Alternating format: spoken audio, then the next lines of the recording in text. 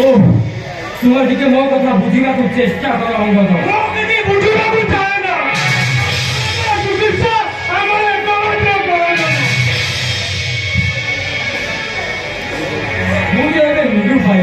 କାହିଁକି ନିରୁପାୟ ବୈଦ୍ୟ ରାଜ ସୂଚନ? ହେ ମହାରାଜ ବିଭୀଷଣ, ଲଙ୍କପତି ରାବଣର କଥା ଆପଣ ତ ଭଲ ଭାବେ ଜାଣନ୍ତି। ମୁଁ ଜାଣେ ବୈଦ୍ୟ ରାଜ, ମାତ୍ର ସଙ୍କଟ ନୂତନ ପ୍ରଭୁ ରାମଚନ୍ଦ୍ର ଅତତୀତେ ସତ୍ୟର ପାରକ। ତାଙ୍କୁ ସାହାଯ୍ୟ କରି କେହି କେବେ ବିପଦରେ ପଡ଼ିନାହାନ୍ତି। ତୁମର କର୍ତ୍ତବ୍ୟ ଭୁଲି ଏବେ ଲକ୍ଷ୍ମଣଙ୍କ ଆରୋଗ୍ୟ କରନ୍ତୁ। ହେ ବୈଦ୍ୟ ରାଜ, ହେ ଆପଣ ଯେ ଚିକିତ୍ସକ, ଆପଣଙ୍କ କର ସ୍ପର୍ଶ ମୁର୍ମୁଷ ପରାଣ ଯାକେ ବାଧିଲ ଫୁଲକ। ଯନ୍ତ୍ରଣାରେ ଯୋଜ